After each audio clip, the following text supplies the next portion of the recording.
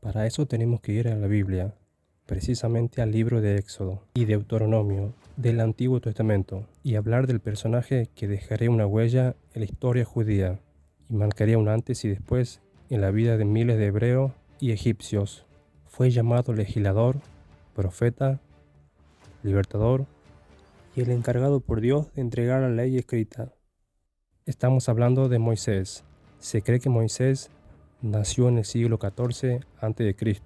en Gosén, región del antiguo Egipto. Según el libro de Éxodo, fue hijo de Amram y Jocabed, ambos de la tribu de Leví, hebreos esclavizados por los egipcios. Tuvo dos hermanos. Miriam era 7 años mayor que él y Aarón era 3 años mayor que él. Según el libro de Génesis, el padre de Amram, Coat, llegó a Egipto junto con 70 miembros del grupo de descendientes de Jacob, por lo que Moisés era parte de la segunda generación de israelitas nacidos en Egipto.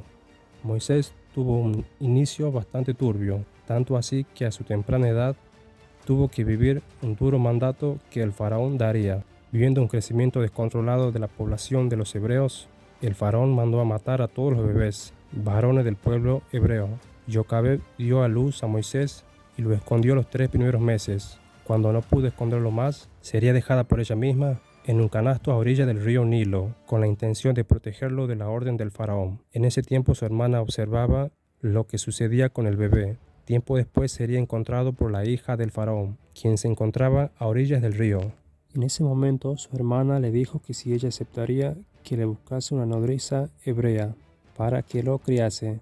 La hija del faraón le dijo que lo criase y luego ella le pagaría por hacerlo. En ese momento, Jocabed, su madre, sería presentada como su nodriza, criando a su propio hijo durante 2 años. Después le fue entregado a la hija del faraón, la cual adoptaría como su propio hijo. Le daría el nombre Moisés, que significa porque de las aguas lo saqué. Moisés sería criado como príncipe y como hermano menor del futuro faraón de Egipto. Tiempo después crece y toma un lugar importante entre los nobles egipcios. Un día, al ver la brutalidad con la que un capataz egipcio maltrataba a un esclavo hebreo, Moisés acabó con la vida del egipcio, acto que lo forzó a dejar Egipto. Luego de un largo viaje, Moisés se detiene en Madián, en un paraje con un pozo, y allí protegió a 7 pastoras hermanas de una banda de malintencionados. Luego el padre de las pastoras, llamado Jetro, sacerdote de Madián, adoptaría a Moisés como su hijo y le permitió que habitase en Madián. Allí trabajó como pastor de los rebaños. Tiempo después, Jetro le permitió que se casase con la mayor de sus hijas, llamada Sípora. Moisés vivió 40 años en Madián. En ese tiempo tuvo 2 hijos, llamados Gersón y Eliezer. En una ocasión Moisés llevó a su rebaño al monte Horeb, y allí vio una zarza que ardía sin consumirse. Cuando Moisés se aproxima para ver esa maravilla, Dios le habla a Moisés desde la zarza, revelando su identidad e intención. A Moisés, en Éxodo 3, Dios indica a Moisés que ha de regresar a Egipto y liberar a su pueblo de la esclavitud. Moisés le expresa no estar preparado para realizar esta misión y además le recuerda su dificultad en el habla que él padecía. Aún así, Dios le asegura que le proporcionará todo el apoyo necesario para que lleve a cabo su obra. Moisés obedece y regresa a Egipto, donde es recibido por Aarón. Ambos informan a los israelitas sobre lo ocurrido. Luego Moisés da señales, revelaciones y proezas, y así los hebreos comenzarían a seguirlo como enviado de Dios. Ahora vendría lo difícil, que era convencer al faraón que dejase ir a los hebreos.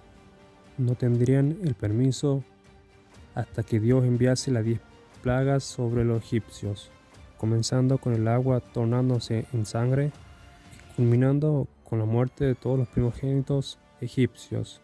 Después de estos acontecimientos, el faraón le permitiría a los hebreos marcharse. Partieron hacia la tierra prometida, desde Pi-Ramsés hacia Sucot. Fueron unos 600.000 hombres sin contar los niños, y llevaron consigo los restos de José, cumpliendo con la voluntad de su predecesor.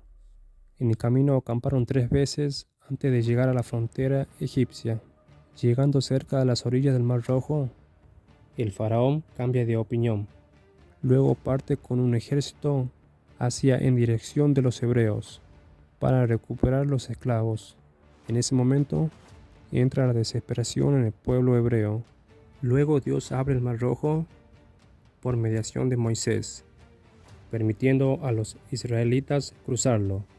Con seguridad, cuando los egipcios intentaron seguirlos, las aguas volvieron a su cauce, ahogando a todo el ejército egipcio. Luego comenzarían la larga travesía por el desierto, yendo hacia la tierra prometida. Luego de un tiempo, mientras conducía al pueblo, Moisés llegó ante el monte Sinaí, ascendió a su cima y allí Dios se le manifestó y le ordenó que proclamara ante el pueblo el Decálogo, los 10 mandamientos. Cuando Moisés bajó a notificar a su pueblo, descubrió que habían fundido metales y habían hecho un becerro de oro, semejante a un ídolo egipcio llamado Apis. Comprendió que lo veneraban. Esa eventual idolatría cometida por el pueblo provocó la ira de Dios. En Éxodo capítulo 32, versículo 19, indignado Moisés arrojó las tablas de la ley, destruyendo asimismo el ídolo de oro. Las prescripciones serían prescritas y restablecidas por Moisés tiempo después.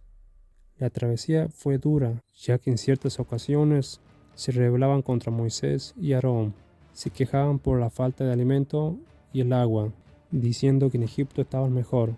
Por eso Dios le enviaba del cielo el maná y el agua dulce todos los días, y sin contar los innumerables milagros que se realizaban para aplacar la dureza de la travesía y demostrarle así que Dios los guiaba.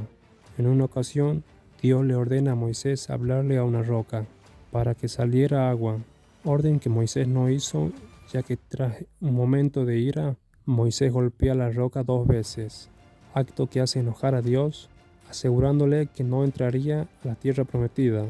Aquel lugar fue llamado Meriba, que significa discusión. Moisés encomienda a 12 espías investigar y dar un reporte de las bondades de la tierra prometida.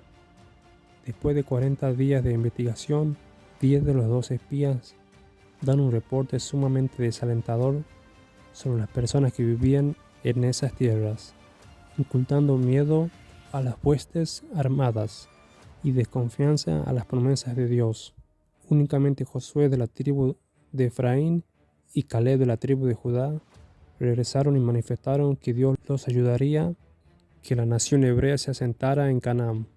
Debido a la desobediencia y a los actos de rebeldía que tuvo el pueblo, Dios permitió que pasasen 40 años en el desierto hasta que pereciera esa generación y diera paso a una nueva, la cual heredaría la tierra prometida. Luego Moisés, por haber golpeado 2 veces la piedra, en lugar de hablarle como Dios le había mandado en Meriba, le fue negado entrar a la tierra prometida. Fue autorizado a contemplarla desde la cima del monte Nebo. Luego Moisés muere a los 120 años de edad. En su lugar, Dios venía preparando a Josué para que continuara guiando y tomara de manera definitiva la tierra prometida.